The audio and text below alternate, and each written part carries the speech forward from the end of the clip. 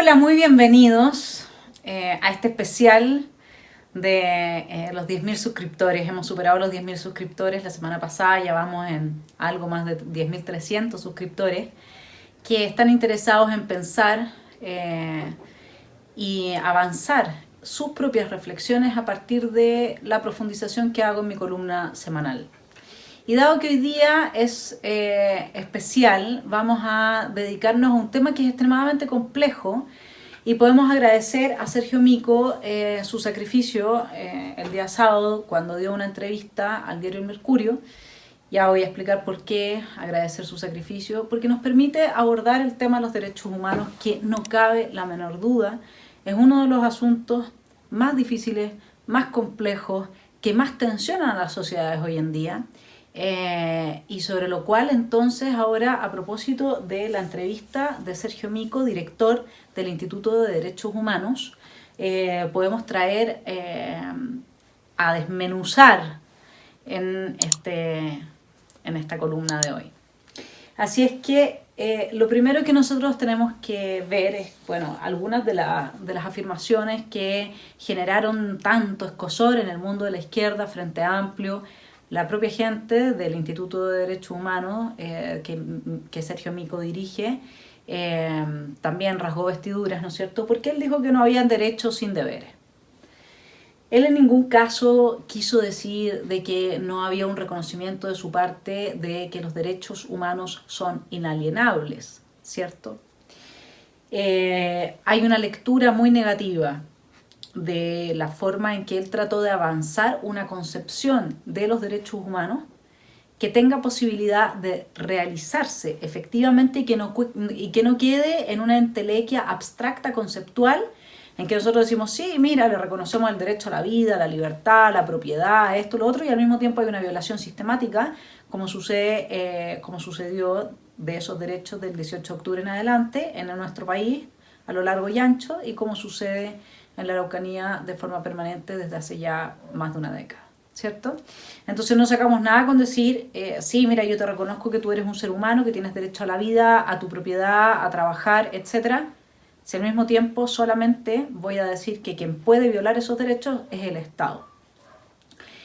O si al mismo tiempo yo a una persona le digo, sí, anda a trabajar, está perfecto, pero pongo reglas como Estado que son tan asfixiantes de los mercados que luego la persona no puede trabajar, tiene que terminar mendigando, que es lo que pasa en Argentina, y viviendo de las dádivas de esos miserables, políticos miserables, que son los políticos populistas que le impiden a la gente hacerse cargo de sí misma y avanzar en sus propios proyectos de vida, y los tienen siempre como esclavos dependiendo de sus dádivas. Entonces, ¿qué es lo que trató de avanzar Sergio Mico en lo que él planteó en esta entrevista? Primero que todo, Mico y yo compartimos haber estudiado profundamente a Hannah Arendt, ¿sí? Y los ignorantes de quienes lo han criticado claramente no leyeron este libro, Los orígenes del totalitarismo. Y digo que son unos ignorantes porque no entienden de que acá Arendt describe paso a paso cómo la mera afirmación formal de la existencia de derechos inalienables no sirve para nada si es que no tienes una comunidad que te asegura dichos derechos, ¿sí? O sea, que a usted le digan que usted vive en Chile y tiene derecho a transitar en las calles y luego el Estado no pueda contener a la horda de gente que destruye todo y que le impide justamente transitar, entonces esa gente a usted le está quitando su derecho. Ahora, ¿qué es lo que pasa con la izquierda? Y cómo se ha enarbolado el tema de los derechos humanos, que solamente el Estado los puede violar, dado que en una sociedad el Estado tiene el monopolio de la violencia, ergo de ahí se sigue que solamente el Estado puede violar esos derechos. ¿Ya? ¿Y qué pasa cuando dentro de la sociedad surgen grupos que destruyen el monopolio de la violencia del Estado? Frente a eso, la izquierda no nos da una respuesta. Para la izquierda, todo lo que hacen los grupos terroristas, desde la FARC, el ELN, da lo mismo de cuál grupo terrorista se trate, no es violación a los derechos humanos. Las Torres Gemelas que se cayeron, ISIS, la gente que mata, no, eso no es violación a los derechos humanos. Solamente es violación a los derechos humanos en la medida en que el Estado comete dicha violación Y eso se entiende en el caso de que el Estado sea el que tiene el monopolio de la violencia. Pero hace mucho rato que en Chile no lo tiene, y estados como el de Colombia, cuando vivía bajo la presión de la guerrilla, o Irlanda, o el País Vasco, o claramente el terrorismo, claramente este tipo de grupos, le quitan el monopolio de la violencia al Estado, y por lo tanto lo que plantea la izquierda no se sigue. ¿Me entienden? Porque la premisa es falsa. La premisa es que el Estado monopoliza la violencia y por lo tanto solo el Estado viola los derechos humanos. Pero si esa premisa no es real, no aplica, entonces luego tampoco lo que se sigue es verdadero. Es decir, entre ciudadanos también podemos violarnos los derechos humanos cuando un grupo de ciudadanos asume el control y la violencia y lo despliega sobre los demás. Al menos ese punto deberá aceptarlo la izquierda. Bueno, ¿qué es lo que dijo Mico cuando trató de hablar de derechos y deberes? Él en el fondo lo que nos intentó decir, y que después viene respaldado por Jorge Correa Sutil, que hizo una muy buena carta al Mercurio en su defensa, es que si es que no existe la responsabilidad del personal de la salud hoy día para ir y exponer incluso su vida tratando de sanar a quienes se contagian de coronavirus, luego no existe el derecho a la salud. Mira, son cosas tan básicas, ¿no es cierto? Porque no es que no exista hipotéticamente en una constitución. No. Es que no existe la práctica, ¿sí? Luego, ¿qué es lo que él dice? Él dice, mira, a mí me gustaría avanzar en la dimensión valórica del INDH, que es el Instituto Nacional de Derechos Humanos, que él dirige. Que le gustaría darle un impulso al tema valórico. ¿Pero por qué? ¿Qué significa darle un impulso al tema valórico a cambio de qué?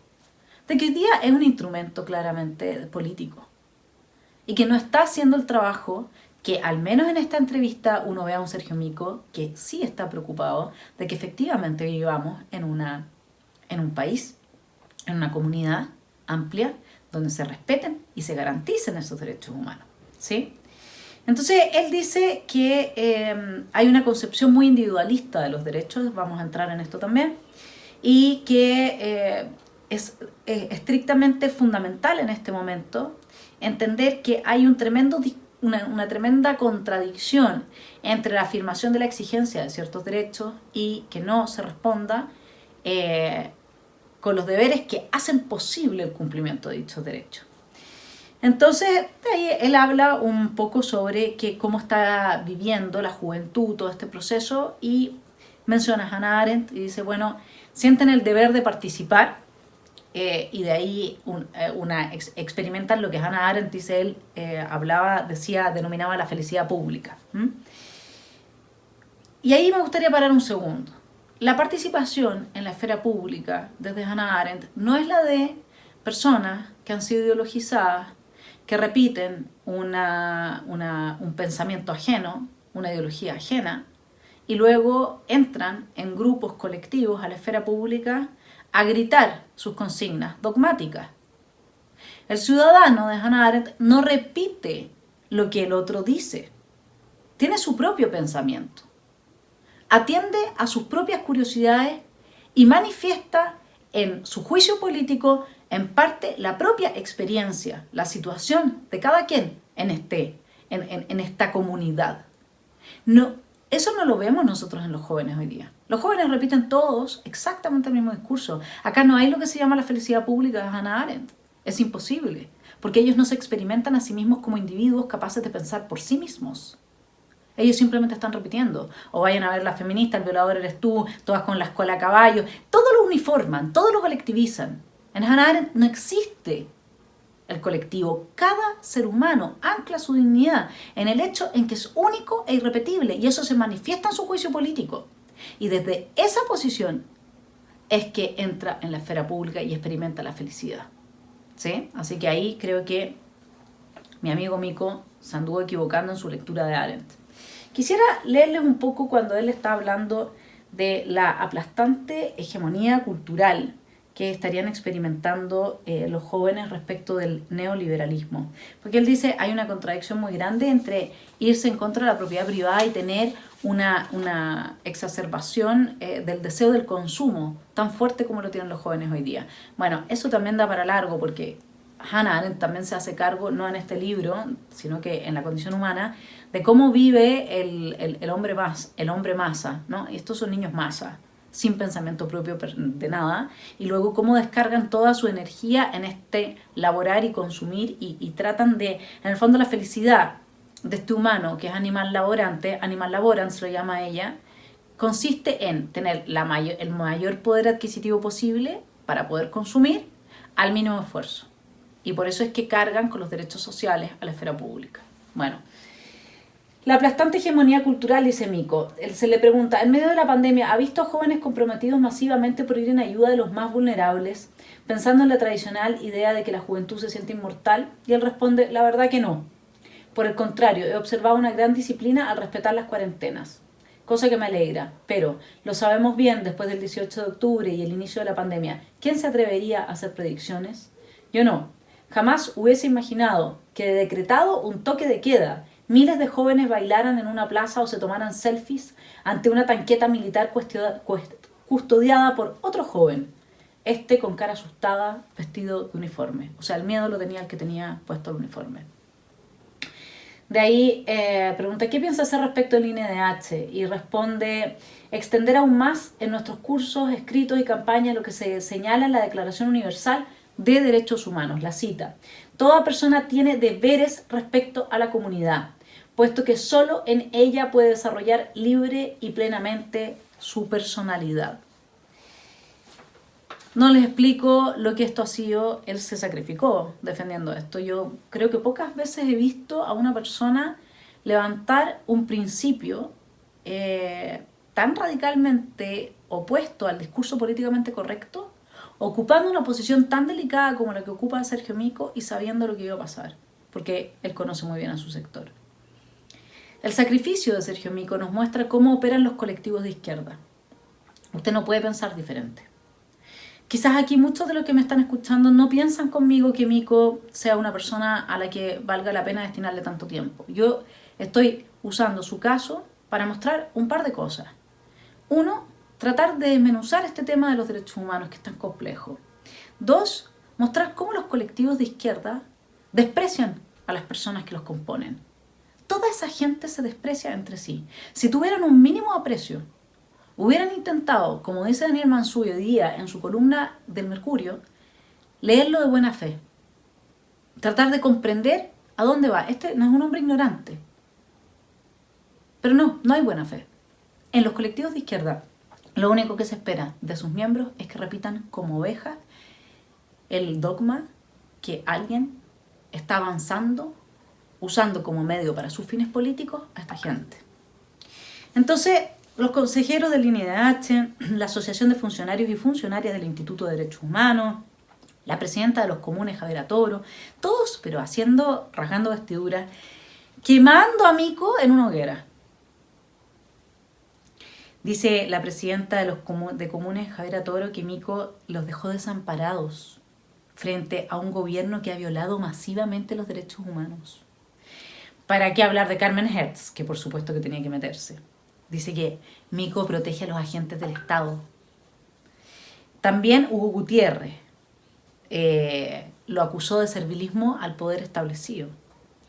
El diputado Ibáñez le dijo que había relativizado los derechos humanos al contraponerlos con deberes valóricos. Bueno, así actúa esta gente. Esos son sus colectivos. Y es tan interesante porque tarde o temprano le toca a alguno de ellos también. Salió una carta al día siguiente, el día domingo, al día siguiente de la entrevista de Consuelo Contreras, que es consejera del INDH, diciendo que existe un único y obligado a la protección y garantía de los derechos humanos, que es el Estado. Nadie más tiene ninguna obligación de proteger los derechos humanos. A mí me gustaría preguntarle a la señora Contreras, que tanto sabe de estas cosas, si es que acaso cuando el Estado falla y no es capaz de defender la paz al interior de una sociedad, no está siendo cómplice de la violación de los derechos humanos de los ciudadanos que ejercen la fuerza, como lo hizo la primera línea, en contra de todos los demás durante tantos meses, que dejó a 370.000 personas desempleadas, y que le quemó su propiedad y destruyó los esfuerzos de toda una vida a tanta gente. Me gustaría preguntarle a la señora Contreras, ¿qué piensa cuando el Estado falla ahí? ¿Acaso eso no es una violación a los derechos humanos? Pero no es una violación directamente cometida por el Estado, ¿o sí? No sé, habría que ver, ¿no? Dice que la señora Contreras sigue acusando a Mico diciendo que confundir la protección de los derechos humanos con la socialización, a través de la cual las personas aprenden normas y valores, es un error. No, no es un error. No es un error. Nosotros podemos reconocer la existencia de derechos humanos, pero y la podemos reconocer en abstracto. Pero las personas que realmente nos preocupa que los demás vivamos, que todos vivamos en respeto a esos derechos, nos preocupa lo que es la realidad también, no solamente las abstracciones conceptuales teóricas. Porque acá es donde el tema de los derechos humanos se ha usado como punta de lanza para defender los derechos de ciertos humanos, mientras que otros humanos no tienen nunca derechos. Entonces es muy importante aterrizar en cuál es la realización, la dimensión práctica, qué es lo que está haciendo Mico cuando dice, a ver, no puedo asegurar un derecho a la salud si no hay nadie que concurra con un deber a atender al paciente. Son cosas básicas, ¿no es cierto? Así como yo no puedo asegurar un derecho a la educación, ni un derecho a la vivienda, ni un derecho a nada si yo a la gente no la dejo trabajar. Y si le destruyo sus posibilidades con regulaciones extremas, ya sea en el ámbito laboral, sin proteger la propiedad privada, etc. No puedo hacerlo, ¿cierto? Bueno, la misma señora esta, Consuelo Contreras, dice que los derechos fundamentales no dependen de una conducta determinada. Es cierto, pero en ningún caso. Sergio Mico dijo que, de hecho, nosotros sabemos, y eso es parte de lo que ha generado mucha roncha en el sector de los ciudadanos que pensamos un poco más, que es, ok, sí, este señor tiene derecho a debido proceso, nunca la tortura está legitimada, eso tiene que ser perseguido cuando hay abuso de poder, pero a ver, necesitamos también un juicio, que es lo que está haciendo Mico ahora, que diga, ustedes no pueden seguir en este nivel de violencia. Hemos echado de menos, no cabe duda, a los ciudadanos, algunas declaraciones de Sergio Mico condenando la violencia también de unos ciudadanos en contra de otros. Y creo que algo de esta entrevista refleja que él también ha tomado conciencia y otras veces ya ha hecho algunas declaraciones en esa dirección. Siguiendo con la señora Consuelo Contreras, ella dice que los defensores de los derechos humanos defendemos derechos y obligaciones jurídicas, vinculantes para el Estado, no valores que pertenecen a la esfera individual de cada uno. Hasta un cierto punto es cierto lo que ella está diciendo. Sin embargo, no cabe la menor duda de que en una sociedad donde no existe consenso en torno a la defensa de los derechos humanos, consenso en la medida en que forman parte de los valores de las personas, estos derechos se terminan violando sí o sí. No hay que ser realmente un gran erudito para saber eso. Entonces, si a uno le interesa defender realmente los derechos humanos, debiera de avanzar en los temas valóricos porque los derechos humanos surgen de una valoración del ser humano, de su dignidad, de su defensa. Y por lo tanto debería condenar cada vez que estos son violados. Y no solamente los derechos que ella menciona acá, porque yo creo que, como bien sugieren después quienes defienden a Mico, claramente acá no se le está permitiendo el derecho a su libertad de expresión a Sergio Mico. Y en definitiva, el tema es que gente como la señora Consuelo Contreras no se hace cargo de que la principal función del Estado y por la razón por la cual nosotros le entregamos el monopolio de la coerción es resguardar los derechos de unos ciudadanos frente a otros. No solamente los derechos de cada persona frente al Estado. Porque si eso fuese así, entonces tendríamos que terminar con el monopolio de la violencia y yo tendría que poderme defender de alguien que me viene a agredir con una pistola y dispararle. Luego, dado que entre esa persona y yo está el Estado, a quien yo le entrego mi derecho a defensa, es que el Estado tiene el monopolio de la violencia y luego es muy complejo cuando el Estado viola los derechos humanos porque nadie puede con una entidad de esa fuerza, de ese tamaño y de esas posibilidades, y en eso estamos de acuerdo. Pero la legitimidad del Estado está dada justamente en el hecho de que monopoliza la violencia, porque los ciudadanos nos despojamos del derecho a defendernos usando la violencia. Entonces, cuando el Estado ya no cumple ese rol, también hay una serie de relaciones jurídicas que está incumpliendo con los ciudadanos que se están viendo afectados por la violencia de otros ciudadanos. Acá hizo falta que la señora Contreras entendiese algo de eso también. Bueno, a la palestra salió el señor Jorge Correa Sutil a defender, ¿no es cierto?, que justamente la libertad florece en ambientes de respeto y tolerancia, que los valores son fundamentales para que la realización de los derechos humanos no sea solamente una quimera en la mente de la gente. Y que, bueno, no es congruente, dice Jorge Correa, mostrarse intolerante, como lo hace la señora Consuelo y toda la compañía de frente amplistas que destruyeron a Sergio Mico y sus compañeros de trabajo, y enarbolar al mismo tiempo, o sea, ser intolerante y enarbolar la defensa de los derechos humanos debe ser una contradicción inaceptable. Bueno, vivimos en un mundo lleno de contradicciones donde realmente al final nadie sabe quién es quién. Pero está claro que Sergio Mico, con lo que hizo, se lanzó a la hoguera, y vamos a ver por qué. Les voy a leer a propósito de los estudios que él ha hecho sobre cómo la destrucción de los derechos humanos comienza con la destrucción de los derechos civiles, ¿no es cierto?, civiles y políticos, cosa que la señora Contreras no sabe, parece, porque no lee lo suficiente. ¿Cómo surge que en Alemania se empieza a construir las vías para tomar aparte de sus ciudadanos, a los judíos, y destruirlos en los campos de concentración? Lo primero que se hace es quitarles sus derechos políticos y transformarlos en ciudadanos de segunda categoría. Cuando en Chile tenemos ciudadanos de primera línea que pueden destruirlo todo y no les pasa nada, y tenemos entonces ciudadanos de segunda categoría que somos las víctimas de esa gente y que no podemos hacer nada, entonces ya hay un despojo de nuestros derechos civiles y políticos de parte del Estado. ¿Quién las va a defender? Y yo creo que Sergio Mico está más consciente de esto que mucha otra gente, justamente por sus estudios en Hannah Arendt. El mismo término de derechos humanos, dice Hannah Arendt, se convirtió para todos los implicados, víctimas, perseguidores y observadores, en prueba de un idealismo sin esperanza o hipocresía endeble y estúpida. Y yo creo que mucha gente hoy día, que frente a que un ciudadano le ha violado sus derechos, siente que hablar de derechos humanos es eso, es una hipocresía endeble y estúpida. Y lo mínimo que puede hacer una persona que cree realmente en que los derechos humanos tienen que ser defendidos es hacer lo que hizo Sergio Mico, que es ir a los valores y volver entonces a tratar de plantear desde el instituto la posibilidad de realización valórica de esos derechos. Miren lo que dice Hannah Arendt. La privación fundamental de los derechos humanos se manifiesta primero y sobre todo en la privación de un lugar en el mundo que haga significativas las opiniones y efectivas las acciones. Cuando yo no pertenezco a ningún lugar, nada de lo que yo diga o de lo que yo haga tiene ninguna relevancia.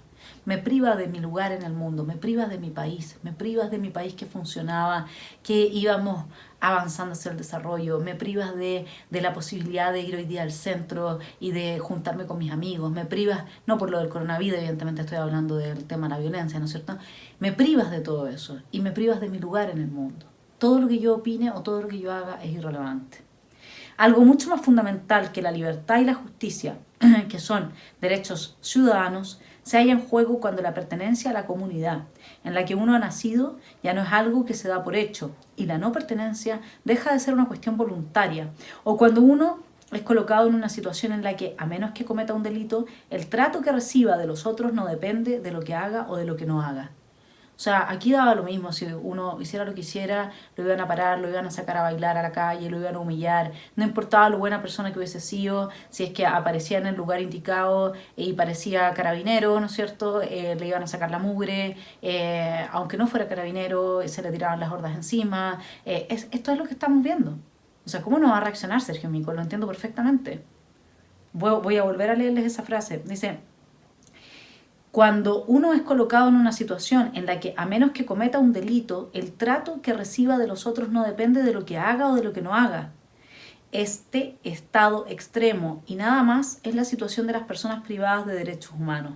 Se hallan privados no del derecho a la libertad, sino del derecho a la acción. No del derecho a pensar lo que les plazca, sino del derecho a la opinión.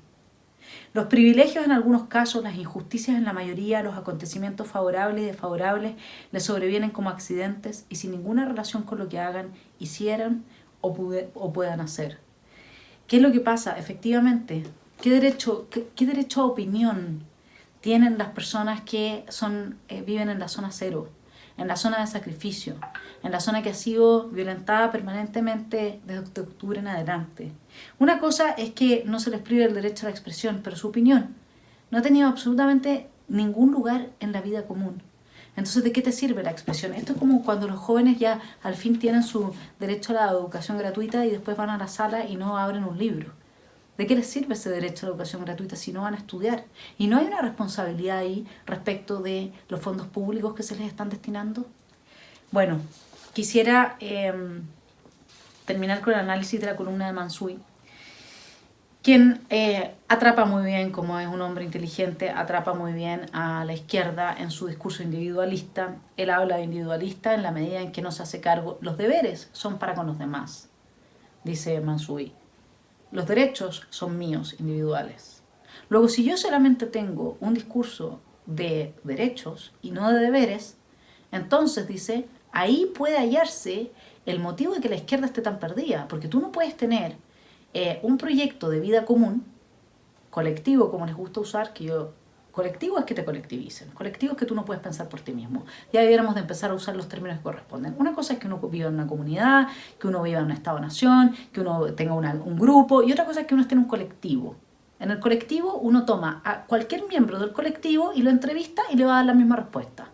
Eso es un colectivo. Bueno, pero la izquierda, como no sabe hacer otra cosa que colectivos, entonces está bien el uso que le da Mansuy a la terminología, aunque no lo hacen en ese sentido. Entonces dice, si es que quieren dice Mansuy, un objetivo colectivo, y luego lo único que hacen es exacerbar el discurso de los derechos individuales, que llevan a que el individuo se exacerbe enormemente y que no tenga ninguna responsabilidad para con los demás, entonces se entiende que la izquierda está en un problema mayor. No tiene cómo responder a esto, porque es una contradicción brutal. Por un lado, detesta al egoísta, al individualista, y por otro lado, quiere un proyecto colectivo, pero defiende derechos sin deberes. Evidentemente que eso no funciona. Ahí Mansuy les da bien fuerte y lo hace muy bien. Sin embargo, hay algo que, bueno, y además él agrega que si todos lo único que tenemos son derechos, uno termina en una sociedad donde todos están plenamente en guerra permanentemente. Y acá tiene otro punto brillante. Efectivamente, si yo tengo derecho a todo, este es el estado hobbesiano, el hombre es un lobo para el hombre. Y la mujer también, agreguemos, ¿no?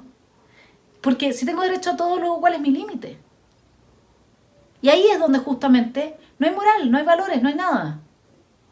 ¿Qué es lo que a uno, y en esto sí yo creo que Daniel se equivoca, el discurso liberal que comienza con John Locke, que es uno de sus padres, dice, yo tengo derecho a proteger mi vida, mi libertad y mis bienes, y también la vida, la libertad y los bienes del otro. Nunca hubo una escisión entre el individuo y su comunidad. Es totalmente absurdo pensar que una bailarina puede desarrollar su talento para sí misma y bailar frente al espejo y con eso va a estar realizada. Si no tiene público, no va a funcionar. Es una falacia el que los individuos tengan que colectivizarse para formar grupos de gente que pueda vivir bien en común y no fortalecerse individualmente, cuando las comunidades que mejor funcionan son aquellas donde los individuos son suficientemente fuertes como para hacerse responsables de sí mismos y luego poder ayudar a quien no puede. Ese es el punto. Pero donde todo el rato estamos destruyendo al individuo, satanizándolo y demonizándolo, como en parte lo hace Mansuy acá, luego son todos miembros de colectivo, gente frágil y débil, en la que nadie se puede apoyar y que dependen del Estado. Y el problema del Estado es que el Estado depende de sus ciudadanos. Donde los ciudadanos no trabajen, el Estado no tendrá plata para hacer políticas públicas ni para ayudar a nadie. Por lo tanto, yo creo que ya es hora de saltarnos y empezar a dejar de lado esta falacia de que o es el individuo egoísta o es la comunidad que colectiviza y destruye a los individuos. Acá lo razonable, y estoy segura que en esto Daniel me acompañaría, es que personas con muy buena formación, con sus valores, en su libertad, capaces de hacerse cargo de sí mismas y responsables, al mismo tiempo, por ser parte de una comunidad, entiendan su rol dentro de la comunidad y puedan entregar a través de su realización todo el beneficio, ya sea siendo empresario, ya sea siendo artista, siendo deportista, que hace que la comunidad se enriquezca y que vaya desarrollándose en los diversos aspectos materiales, culturales, etc. ¿Sí? Entonces, bueno, espero haberles podido aportar un poco a propósito de esta tremenda discusión, una mirada distinta sobre el tema de los derechos humanos, una mirada que se hace cargo, como lo hace Mico, como lo hace Jorge Correa Sutil, de que los derechos humanos tienen que realizarse dentro de una sociedad. Uno no puede sostener una sociedad sobre bases, pies de barro, en lo que uno le dice a la gente, no, usted crea que tiene derecho, a uno se los violan todos los días, le violan el derecho a circulación, le violan el derecho a vivir en paz, le violan el derecho a la propiedad, le violan el derecho todos los días, y luego vengan entidades como esta a hacer gárgaras, donde usan como lanza política los derechos humanos para que el Estado no pueda cumplir con los demás ciudadanos que se ven afectados por estos grupos que le pelean el monopolio y la violencia al Estado, no puede cumplir con estos ciudadanos su rol de protección. Es entonces cuando los ciudadanos se empiezan a armar frente a otros ciudadanos y es entonces cuando se generan las guerras civiles. Y lo que ha hecho sistemáticamente, se ha hecho en Chile, además de avalar mentiras en contra de Carabineros, además de efectivamente llevar una gestión de control que es muy necesaria, porque nadie quisiera, y ya lo dije en otro programa, que Carabineros sea una institución corrupta y que ejerza abusos de poder, ¿cierto? Esa parte hay que verla como algo positivo y hay que promoverla. Pero acá, lamentablemente, lo que han hecho este tipo de instituciones es dejar en total desamparo de la protección estatal a todas las víctimas de estos grupos de violentos, que por el hecho de pelearle el monopolio de la violencia del Estado debieran de ser fuertemente reprimidos como lo son en cualquier país desarrollado. Y en ningún país desarrollado se le ocurre a un instituto de derechos humanos venir a decir que están violando los derechos humanos de manera sistemática y masiva. Porque entonces, ¿por qué no les regalamos un paseo en burro a Venezuela? Porque dado que ya no se van a poder ir en avión, pero en burro pueden llegar. Bueno, espero haberles aportado en este un poco más largo análisis que celebra que somos más de 10.000 ahora los que reflexionamos juntos. Que tengan una muy buena semana.